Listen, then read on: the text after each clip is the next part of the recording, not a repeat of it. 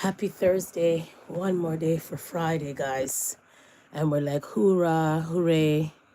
Almost the weekend. Yeah, right? So Thursday. Yeah. Counting down, rounding down, guys, for Thursday.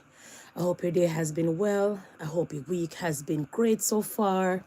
And I hope everyone is just doing doing yourself, be you, and just holding a meditation and relaxing no matter what we're going through. Yes, life is the greatest. Without life, what would this world be? And without health and strength, what would you be? So enjoy your life no matter what, and eat what you can no matter what, and just be you no matter what. So happy Thursday, guys. And we have another content to talk about. So like I said, big up on a nice clean self on this Thursday. Now, guys, this is a troubling story. Okay? Real troubling story. All right? And these are the two basically victims. Okay? These are the two victims that we're going to be speaking about. And the old man on the screen, that's the old man that's on our screen, that's on the title. Right there, it's the family friend. So all the way, right? Some page call him grandpa, kills couple, then take kids to McDonald's. So these are the couples, all right? And it was a family friend. So all the way, basically we're in, one second, guys. I'm just trying to get some stuff here. We're all the way in Newhaven, East Sussex. Sussex, and that's basically England, UK, wherever in that part of that scene we are, or in that country we are at this point in time. So it was a bizarre scene, crazy, a little bit off the rockets. They would claim that this little man is a little bit mentally ill, but a lot of times people cry mentally ill or mental illness and it's not there. So we got to be mindful how we're out here saying these things and it's not there, right? Or it's not so, rather, right? Okay, for example, I'll give you for example, like a lot of people are going to travel, and because they don't want to stand in the line, some of these people go sit in a wheelchair when they're not crippled, when there's nothing of them disabled. But then you'll call those things bad luck, right? People nowadays days say all kind of things, make up all kind of sickness, all kind of story to even sit down and get money from the government, right? So you have some people nowadays days do things that is not so. And when sickness really come on them, they don't even know where to begin. So we always have to be mindful what we tell the universe out here. We have to be mindful, right? But nevertheless, like I said, every day we try to be in a different country to bring a different content to you guys, so to speak. Okay, guys? So let's unpack. I am going to read from the best of my ability. I also have the video and the audio, so that will be also great, because you don't know, we always put the icing on the cake. And not only that, we always have the audio, so we always fact check with the audio, and we always on point, right on, right? Right on our game when it comes to our content. And we got many more things to pack in this content, because possibly you guys won't hear me tomorrow, okay? Because, you know, weekend is coming up and you don't know, you know, we're busy and we have other life other than social media. And when we're not clocking in, we have other things that are happening and we're busy as well. Okay. So nevertheless, guys, let's get into the story. So what was the title of the story? He killed the parents and took the children to McDonald's. Where are we? All the way in Sussex. Okay. All the way Newhaven East. Okay. So let's get into the story. On what began as a perfectly normal day when he was 15, Brooklyn Bashford parents were violently murdered, okay, in their family home while he and his siblings were at school. So mind you, he killed the parents and then went to school to go pick up the children. Because guess who he is? A family friend. So the school must have knew him. He must have to picked up the kids then before for the school to say, yeah, here you go, kids. Or maybe the kids are old enough that they're walking home and he said, oh, come on with me. Sometimes your children are supposed to be taught, not even strangers.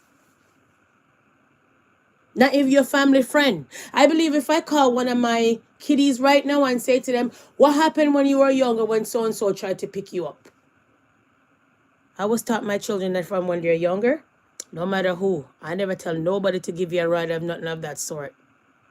Good night, Christopher. Thank you for stopping by. How are you? Okay, so let's continue. All right. So mind you, the intro of the story is the guys, he murdered the parents, went to school to go pick up the kids, didn't bring back the kids to the home, but end up bringing the children to McDonald's. All right. Okay, you're good. That's wonderful. We're grateful is that you're good, and things are going great for you, and all we care about, right? Because without being good, without having a peace of mind, you know what I mean? The world would be in a turmoil, right? So big up your nice, clean self, and thank you for stopping by on this content, all right? Don't forget to subscribe, no pressure. If you haven't yet, or if you did, or if you haven't, then please do so. And if you did not, well, I'll wait on you until you do so, okay? No pressure, but thank you for stopping by. But nevertheless, let's unpack the story some more. So, their killer, a family friend who had been welcome in their lives, then met the four children from school and tried to hide his horrific crime from them. Derek Martin, 67, Look at the man in the picture on my screen that I'm talking about. Look at the man. You think he can't even mash potatoes, okay? Derek Martin, 67, from Brighton, basically that's in UK, has been sentenced to a minimum term of 29 years in jail for the murders of Josh and Chloe Bashford in Newhaven, East Sussex. Brooklyn, now 18, tells about the day that shattered his happy family. That's the victim. That's the parents' son, basically, and that's the victim children, our child, okay? At 14 o'clock, that will be 2 o'clock on the 9th of June, 2023. So this man just got sentenced recently. Remember, the case went to court, put off court, put off court, put off court. I think about 12 times if I'm not lying or mistaking. All right? At 1400 on June 9th, 2023, as he walked out of school with friends having just sat one of the GSAT exam, okay, GCSE exam, Brooklyn got a text message, all right? Meet me at Costa, Derek Martin had written. Brooklyn said this happened all the time. So what did I say?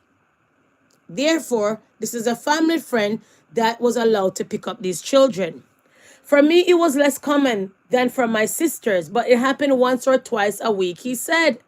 Arriving at Costa Coffee, Brooklyn found Martin already there with his two sisters, aged 12 and 7, and 4-year-old brother. I remember he said to me, my parents had a big argument, Brooklyn recalls. Liar. Then he just sat down and we talked about football and all sorts of really just completely normal stuff. All right, let's continue. So that's the family there. All right, we don't want a copyright strike, so I'm always going to give you a screen in the background. But the victims are there. These are the two victims on my screen. And the uncivilized mutt that's in the title, that's the man that killed these people on the screen here. Okay, guys? So I always have to put up something background, so I don't want a copyright strike while we unpack our good content. All right, guys? So that's the father, and those are the children that he brought to McDonald's after he killed these two victims. So what did I say to you guys in the past? What did I say to you guys yesterday? What do I keep on saying to you guys? If you don't die from natural cause, if you don't die from sickness, if you don't die from accident, look out for a family friend or family or a friend or a family member have their hand in your death. Am I lying? Say I'm lying in the comment section. Let's unpack.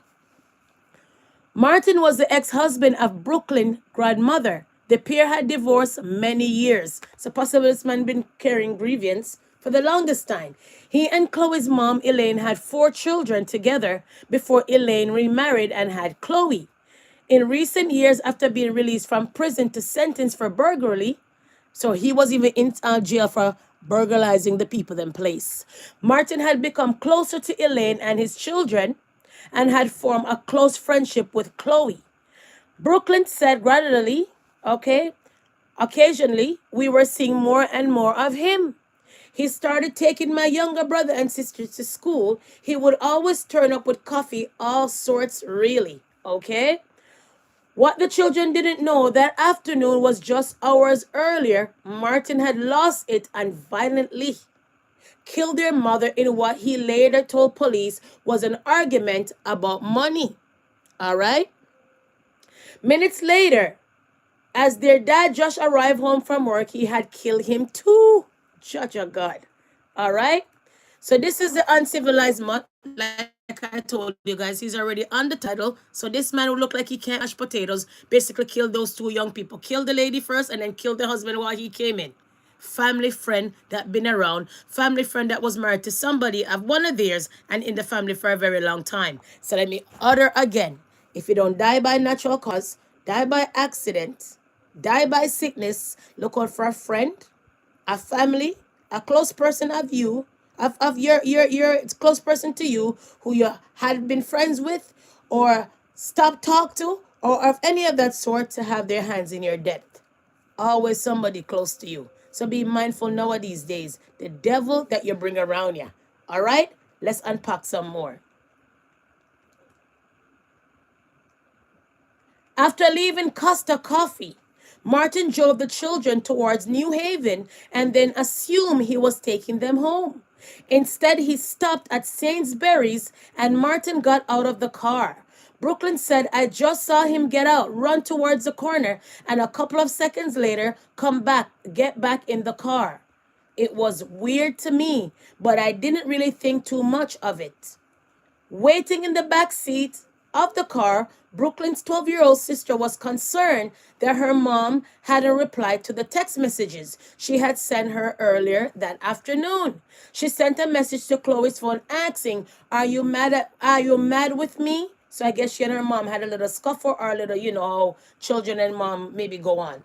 She was unaware that at that very moment, Martin was discarding Chloe's phone into bushes at the corner of the supermarket car park, where he was later found by police. Okay, so later on the phone was found by police. All right, let's continue. Martin then took the 4 children to McDonald's in Newhaven and brought them all a meal. So after this uncivilized mutt killed the parents, discarded the phone, this man brought the 4 children to McDonald's. Not only that, no, let me back up. He killed the mom first. When the dad came back after that, he killed the dad after the dad came from work, went to school to pick up the kids, brought the kids to the coffee shop, do all kind of things to the children as in talk to them, play, and then brought them to McDonald's. On his way to McDonald's, he discarded the phone. Let's continue. Anyhow, Brooklyn said it was still really normal. Again, the children brought and thought they would be taken home, but instead Martin drove towards Brighton. I remember one of my sisters asking where mom and dad was and what was going on, he said. And he was a bit snappy and nappy. This is the point where I started thinking he was a bit stressed. All right. In Brighton, Martin stopped at the car near the home of Chloe's mom, his ex-wife Elaine. He asked Brooklyn to take the younger children inside while he found a parking space, but he did not return. Inside, Elaine and her husband Graham was packing to go away for the weekend and were not expecting the children. They were really surprised to see us, which was a bit weird, he thought, Brooklyn said. Cha-cha. Father God, growing increasingly concerned. His 12-year-old sister texts and called Martin repeatedly. Elaine tried to call him too. At 18:11. Okay? All right? Martin texted Elaine to say, I am so sorry.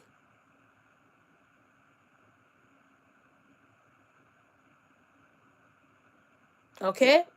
So that's supposed to be 6:11. 18:11 in army time, right? Martin texted Elaine to say, I'm so sorry and I can't believe what I have done. So here this man, kill off the people, pick up the children from school, brought them to the coffee shop, brought them to McDonald's, and then text someone and say, I can't believe what I have done. So this man is playing mentally ill. I'm off my ruckus. Okay, it seems like he played very well because he only got 29 years, but let's continue anyhow. As panic grew, the bashful 12-year-old daughter messaged Chloe's phone again, telling her, Mom, please answer. We are all worried, sick. Again, she received no reply. Instead, sometime later, police arrived at the house. They took the adults into the garden and told them that Chloe and Josh had been found dead in their home. I remember hearing my nan's reaction, said, Brooklyn. She just screamed. I started crying. It was the worst feeling I ever felt. I just felt my heart drop. Okay?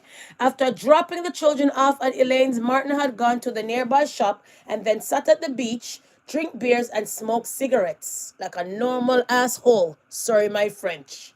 Okay? At 1900, he walked into Brighton police station and handed himself in. In interviews after his arrest, Martin became emotional as he told officers, I wanted to take them to McDonald's to have dinner. McDonald's to have dinner, guys, after he killed the parents. Jaja.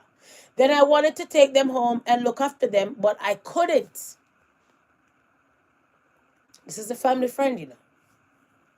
Telling police about receiving multiple calls and texts from Brooklyn 12-year-old sister. While on the beach, she said she wanted to know where I was. She obviously wanted to go home. They didn't know what happened. Uncivilized mutts. More than 2 years after the killings, Martin was found guilty of murdering Josh and Chloe at Brighton Law Courts in October 2025. So what did I say? The trial just finished last month. So I'm not giving you a whole story. This trial was supposed to go on from ever and ever and ever and ever and ever, and there was no ending till they finally shot this bastard in court. Sorry, my French. All right? Having attended the trial, Brooklyn said outside the court that he was happy with the verdict because it's what he deserves. He described Josh and Chloe as amazing people and perfect parents who were always there for us. About Martin, Brooklyn said, I hate him, obviously, but I just don't really have any feelings towards him anymore. I think he is disgusting. Okay? Now, 18, Brooklyn has left school and is training to be an electrician. Okay? He and his siblings were being cared for their grandmother, Elaine. He said after many difficult months, they're learning to live with the shocking loss of their parents. It's hard to think about them without thinking about what happened to them, he said. But 99% of the time, it's just memories about trips that we have done, good things we have done. All right? So, guys, watch your friends, what you keep. Watch your friends, what you keep. Some of them are lied and a thief and a murderer. Because this is a family friend. Somebody that was in the family already. Who had children with one of the couple. Mom. Or of that sort. Or a family member of that sort. Okay? He was a family friend. Family friend who used to go once in a while and pick up those children from school. And there he goes on that day. Killed these two victims. Went to school to go pick up the children. Brought them to the coffee shop. Brought them to McDonald's. Brought them to his ex. For her to babysit or babysat the children. And then went away on the beach to drink beer and smoke cigarettes. Before he went to even McDonald's, he discarded the mommy phone that he killed. Not only that, he killed the mom first and then killed the dad right after. Then go and pick up those children and brought them to the coffee shop and McDonald's. And yada yada you and you in the story. Okay, guys? So this is a troubling and disturbing story. I am not surprised because we know that friends nowadays days, you got to be very mindful. So let's unpack this in audio if I can. Derek Martin, you have been convicted by a jury of the murders of Chloe and Joshua Bashford on the 9th of June, 2023. Chloe and Joshua were killed in their home, where they were entitled to feel safe. You were in Chloe and Joshua's home because they had welcomed you into their lives. See? You used multiple weapons in your assaults. Chloe was hit first with a hammer. What did I tell you? Then while she was still alive, you stabbed her with a knife. Jesus. You stabbed Joshua. Then whilst he was still alive, you switched to a ligature, which you used to strangle him. Jaja. All right? So that's the uncivilized mutt did all of that. And he looked so frail, you think he couldn't evil? Mashed potatoes. Troubling and disturbing. All right? So let's get to the next audio. Please and thank you. All right? Give me a second.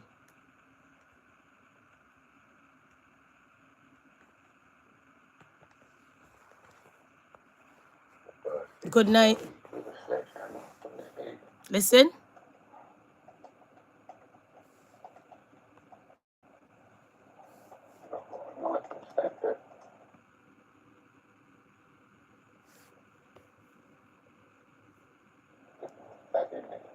And he's confessing.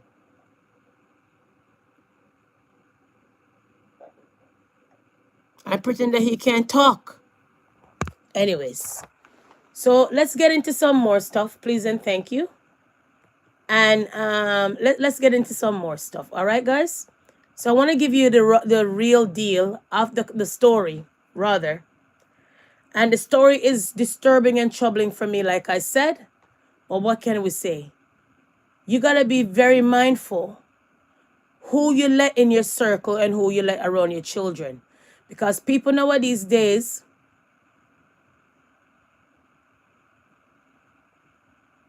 will come around you and end up killing you. All right? So we always have to be careful when you have all kind of people around you, because you never know, right, when these people will kill you. Okay? So 1 second, I'm trying to find it. Where did I put it? Okay. Hold on. No, where is it? Hold on. 1 second, guys.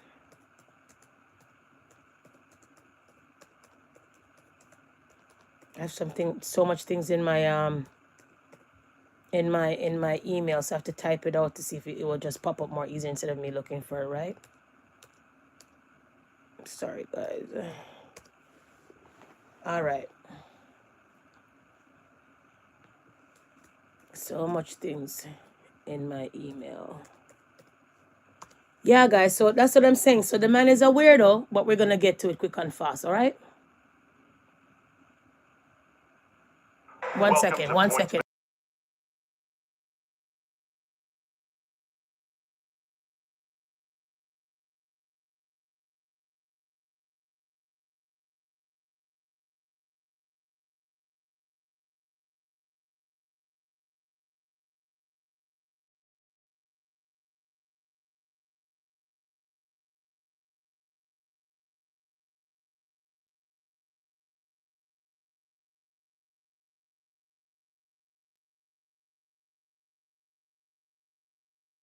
During the confession, So I had to mute you guys because of the commercial. Give me a second. Back up. A 67-year-old grandfather calmly confesses to a double murder. What's happened today?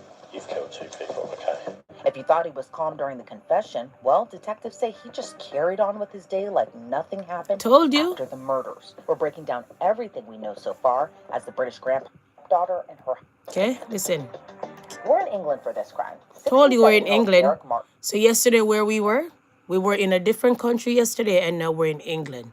Every day the content changes, and every day we're in a different country with a content or two.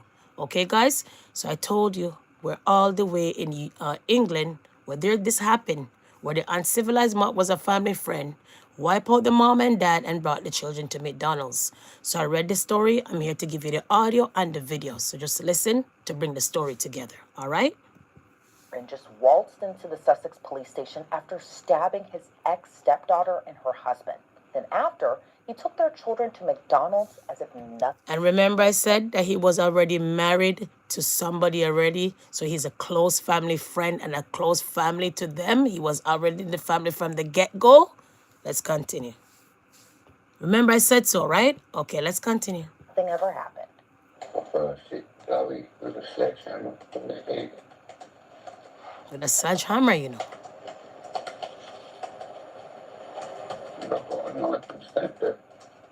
To understand how we got to this shocking confession, we have to go back to June 9th of 2023. 67-year-old Derek Martin was at the home of Chloe and Josh Bashford. They had an interesting family dynamic. So Derek used to be married to Chloe's mom, Elaine. What did I Here's say? the thing, though. Derek and Elaine divorced before Chloe was born. So technically, Chloe was Derek's former stepdaughter. See but there? he still maintained a close relationship with her, even though he and her mom, Elaine, were no longer together. On June 9th, the day started like any other day for Derek. According to Sussex police, he went to a coffee shop, and then he met up with Chloe for breakfast. So possible this man had, after the divorce with her mother, before she was born or anything of that, maybe this man was a, oh God, maybe he had some kind of feeling, some kind of heart feel. Oh Jesus, let's continue. I just can't, it's just disturbing for me, but we have to unpack it anyway. At the Stonehouse restaurant before later returning to Chloe and Josh's home. When he was at the couple's home, something in him just snapped. Shortly after noon that day, he attacked Chloe with a hammer, then grabbed a large knife from the kitchen and were armed with the knife. Then he chased Josh upstairs and stabbed him repeatedly before strangling him with a belt or a rope. Afterwards, Derek didn't just run to the police station. Instead, he changed his clothes, went to pick up Chloe and Josh's 4 children from school, and then took them to McDonald's. What did I tell you? At some point after the murder, Sussex police say that Derek tossed Chloe's phone into the bushes of the grocery chain Sainsbury's. Then he returned Chloe and Josh's children to their grandmother's house. What did I say? In a text message to his ex-wife, the children's grandmother, he reportedly said, "Elaine, I'm so sorry. I can't believe what I've done. I know everyone hates me anyway, especially the boys. I hate myself anyway, and please look after the children really well." Derek reportedly urged Elaine not to take the children home, knowing what's behind those closed doors. But before heading to the Sussex police station, it seems he wanted to enjoy the last bit of his freedom, even after dropping off the children. Police say he went to buy beers from a shop in Whitehall, which he drank on the seafront. Once at the police station, he barely walked through the doors before confessing to 2 murders. What's happened today? You're Okay. Do you suffer with any mental health? Can I just ask quickly? Sorry? A bit. 1 second. 1 second.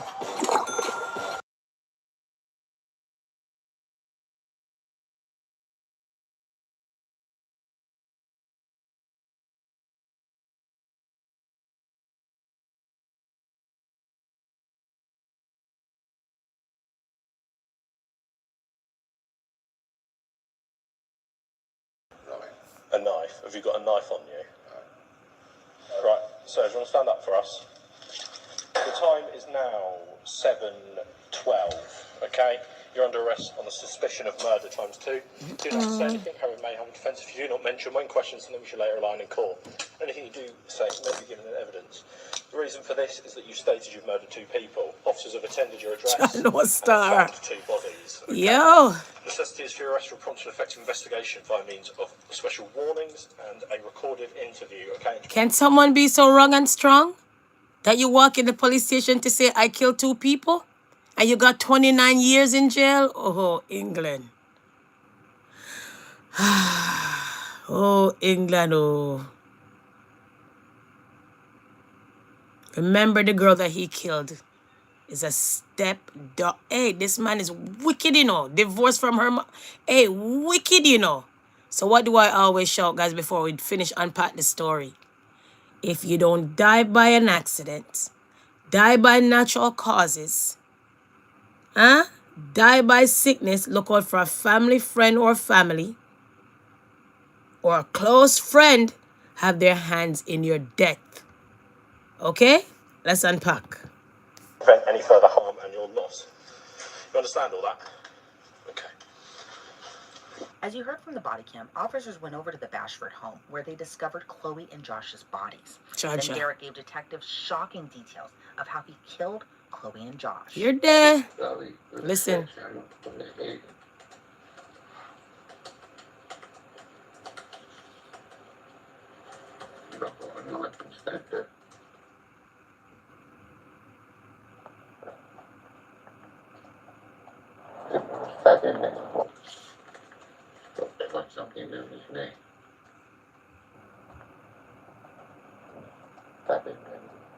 Despite laying out in detail how he killed Chloe and Josh, Derek still denied the murder charge. Kind of like here in the US where he pleads not guilty, pretty much Derek says he's guilty of manslaughter but not guilty of murder. He argued he wasn't guilty of murder because of diminished responsibility resulting from a depressive disorder. He claimed he just lost it. A lot more was revealed during trial too. The trial was pushed back nearly half a dozen times. What did I say? It took place this year, more than 2 years after Chloe and Josh's murders. According to BBC, Derek told a psychiatrist that Chloe was due to pay him 1/10 of the £1,500 she owed him. According to the forensic psychiatrist, Derek was £8,000 in debt, mainly because of his gambling debts. Chloe was helping him pay off the debt every month until the two got into an argument the day of the murders and Derek just lost it on her. Derek reportedly told the psychiatrist he never planned to kill Chloe or Josh, but he felt like he had been used. One investigator testified, "My own impression of Chloe is that she was somebody trying to do her absolute best for her children. She was accepting help from somebody who was effectively putting himself into a paternal-type relationship with her, and he was offering help. The relationship was very much two-way. There's a lot of evidence for that. Chloe often thanked Derek for his help. She took him out for meals. She cooked food for him and offered him friendship and companionship. Whatever caused Derek Martin to act in the way he did on the 9th of June 2023,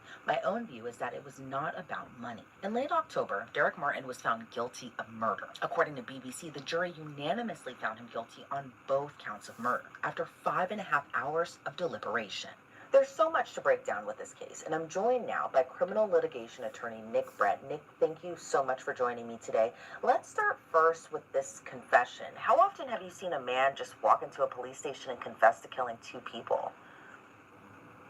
Well, you'd be surprised. It does happen from time to time. Judge. I've personally dealt with a case where somebody had confessed. I think... So you got the drift? So I don't need to drag out the story anymore, do I? I really don't need to drag out the story anymore.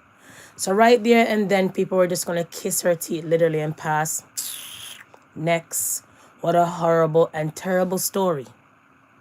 But it connect because a lot of us have friends and all kind of people around us that we really need to cut the grass low and see who are the snakes.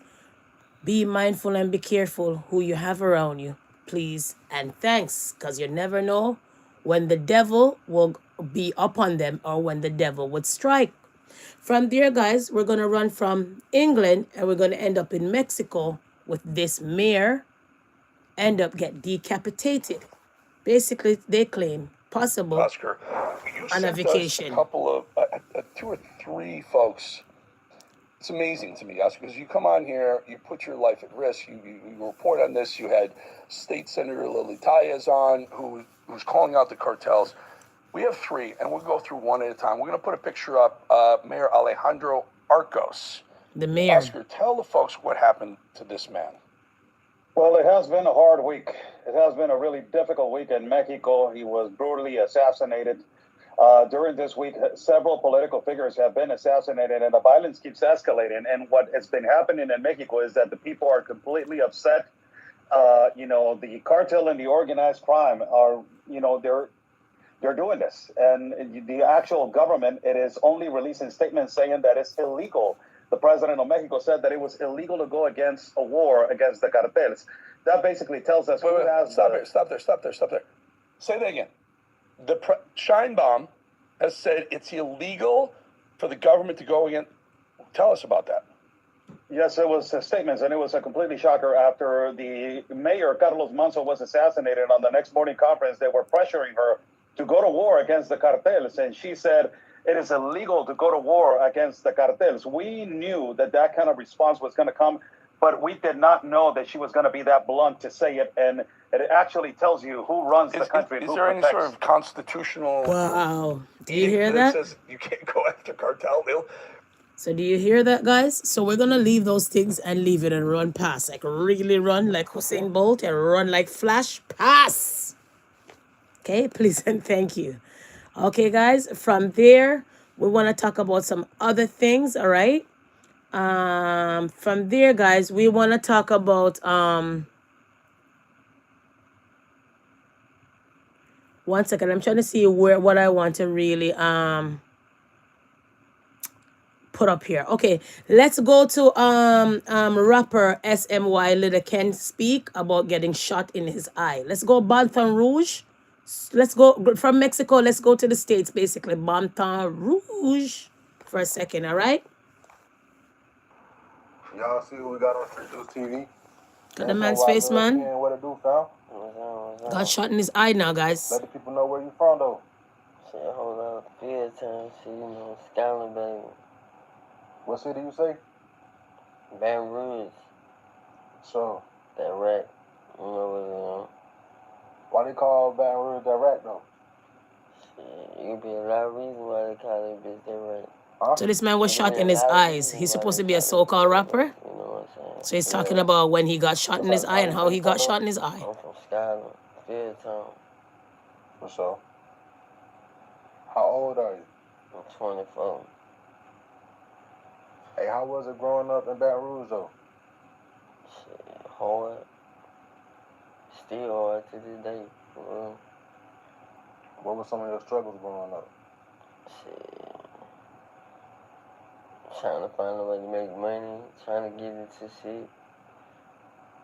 Anything to make money, I was in it. You know what I'm saying? Cutting grass, whatever it was. Shit. Gotta have some, you know. Ain't no food in the refrigerator. Gotta go make some money. You know, feed your moms and shit, you know, whatever. For sure. Oh, that's right. Hey, what's some memories that come to mind from childhood, though? Shit. So we don't want to drag it out that much, guys, but Time. You'll be running around on this side of town, I stay on this side of town. Yeah. About 3 times. What's some familiar sides of town of Baton Rouge that you done lived on? Montesino. Acadian. Shit. 6, 5 or something like that. I was young. Was a young boy living on Chippewa when you was... I'm saying it happened so fast, so I wouldn't even know that. I wouldn't be remember, you know what I'm saying? But you know what I'm saying? It happened so fast, so I wouldn't even know that person, that he would be that big, you feel me? But, you know what I'm saying? He used to be out there, you know, just fuck around with my sister and shit, and my cousin and shit, shooting ass with BB guns and shit. You know what I'm saying? Just tagging their ass, running up and down the street and shit. I'm riding my little bike, probably with the trainer wheels. I'll probably go to the can later or something, go get some dish cups, you know what I'm saying? Or go ride to Mr. Chippewa house. okay. Yeah. You yeah with the yeah. So right, so that's that guy. I had to drop that part if that makes sense because look how young he is, 24, and gets shot in his face. You know what I mean? It's crazy to me. But what can I say? These young kids, I don't know where to begin. But what can I say? All right, guys. From there, we want to talk about 1 second. A nurse in a hospital been sexual assaulting a few people. So let's unpack that quick and fast, okay? 4 victims have come forward saying they were sexually assaulted by a nurse at Detroit Medical Center's Sinai Grace Hospital. CBS News Detroit's Alicia Bergio joins us live in studio with more on these new allegations. Alicia. Rochelle, a $100 million lawsuit was already filed last month alleging sexual abuse by this former nurse. And now we're hearing there are more alleged victims and a new $150 million lawsuit filed this week. The worst thing here is the amount of evidence showing him to have been a known predator. Tim Holland, attorney at Michigan Sexual Assault Lawyers, says the alleged sexual assault cases involving former DMC Sinai Grace nurse Wilfredo Figueroa Barrios continues to climb. We truly believe that the number of survivors could be in the hundreds, and we are encouraging each and every one of them to come forward. On Monday, Holland says a $150 million lawsuit was filed on behalf of his client, Treya Shines, detailing an incident involving Barrios on July 26th. The known predator performed an unnecessary pap smear upon her. You're there. And then after that, she was drugged with a type of sedative, and then she was assaulted over some time that we believe to be upwards of an hour. The victim reported the assault to police immediately. A rape kit later tested positive. She herself is an LPN, a nurse. And that has, how the healthcare system could have this happen to her has been especially devastating for her. Multiple lawsuits have been filed, and several victims have since come forward accusing Barrios of sexual assault.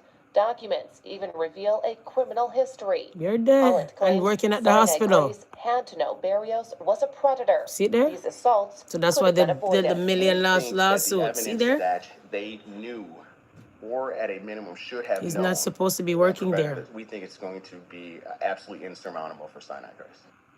Cha-cha. Go ahead and take a look at your screen there. Sinai Grace sent us a statement in response to this. Okay, guys. So if you are part of a victim that happened to you, make sure you go and jump on that lawsuit as well. Okay. So from there, guys, where we at? From there, guys, there's a father that left his daughter in a hot car. He was charged for murder, and then when it was time they found him guilty, and when it's time for him to come and do his time, they found him dead. So let's get there, and we're gonna get to one more thing and wrap up this live, guys. All right. So let's get to this one quick and fast. The father who pled guilty after leaving his 2-year-old daughter in a hot. We're gonna skip out that one. One second. I want a different one. Hold on.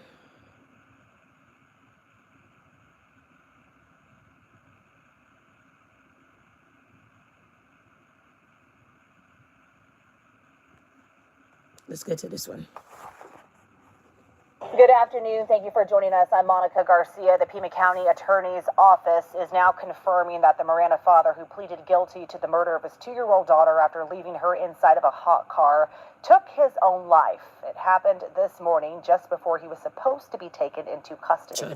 Christopher Schultes took a plea deal for second-degree murder and child abuse 2 weeks ago. Per conditions of that deal, he was given these 2 weeks to remain out of custody before going to jail for the death of his 2-year-old daughter, Parker Schultes, in July of last year. If you remember, she was left inside of a hot car outside Schultes' former Marana home. These were Tucson's chief investigator. You forget the child in the car. You've been you don't look back on your lucky car? Beginning. And you were the first reporter to confirm Schultes' death. You joined us live outside Pima County Superior Court. When you turn to close your door, you don't look in the back? Yeah, Monica, no other way to describe it. Just an absolutely heartbreaking case it has been from the very beginning. Just within the last hour, Pima County Attorney Laura Conover released a video statement, our first official confirmation that Schultes took his own life. I was able to confirm he had died before any official releases this morning by going to the Maricopa County Medical Examiner's website, looked at the database there where he was listed as deceased. He had moved with his family to Phoenix a few months back in the middle of this murder case.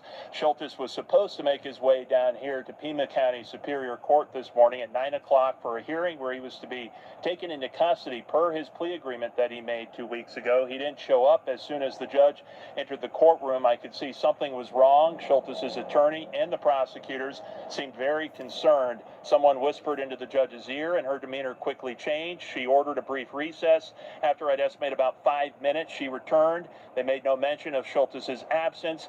The judge vacated today's hearing, but did reaffirm the November 21st sentencing date.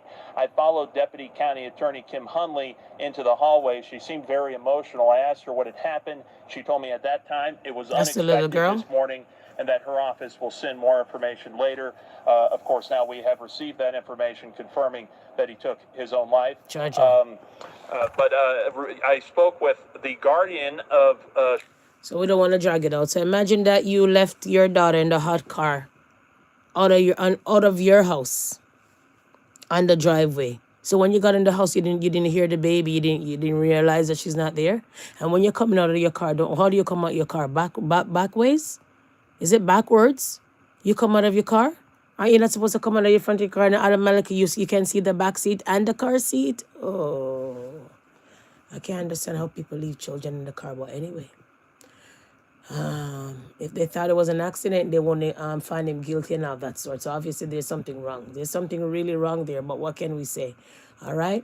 We also want to talk about there's a reaction pouring after the government is trying to get somebody clemency. So let's get there. All right, quick and fast, because we're wrapping up the live. Yeah, the pastor I spoke with said today's announcement was a sigh of relief, while others just simply don't agree. I was elated. I had a big sigh of relief. I mean, Tremaine was literally moments from being on the gurney. It was down to the wire when Governor Kevin Stitt announced clemency would be granted for Tremaine Wood. It's a difficult decision. We understand that it's not one he takes lightly, and so it's just been a very difficult and very long 72 hours where all of this has played out. Wood was on death row for the murder of Ronnie Whipf in 2002. Governor Stitt saying after a thorough review of the facts and prayerful consideration, he chose to accept the Pardon and Parole Board's recommendation to commute Wood's sentence to life without parole.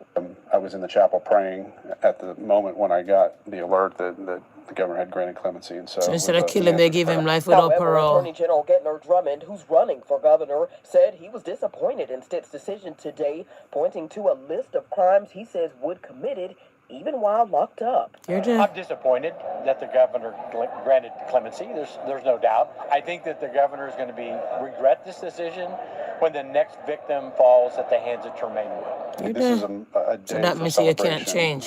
Tremaine is still alive. Okay. Now we also got a statement from the attorney. So I guess that's a good look. If you say so, or if you do so, I guess. Okay. Anyways, guys. From there we want to get to. 1 second. We want to get to. You remember how BBC came out and spoke a lot of smack. 1 second.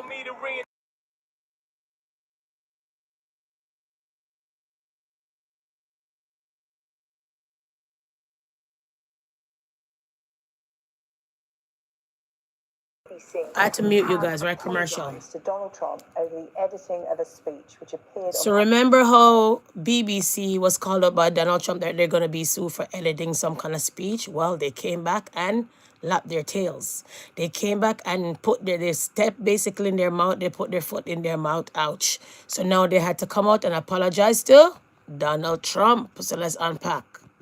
Panorama in 2024, adding it was an error of judgment and the program will not be broadcast again in this form on any. Let's back it up. Apologise to Donald Trump over the editing of Back a it up. speech which appeared on Panorama in 2024.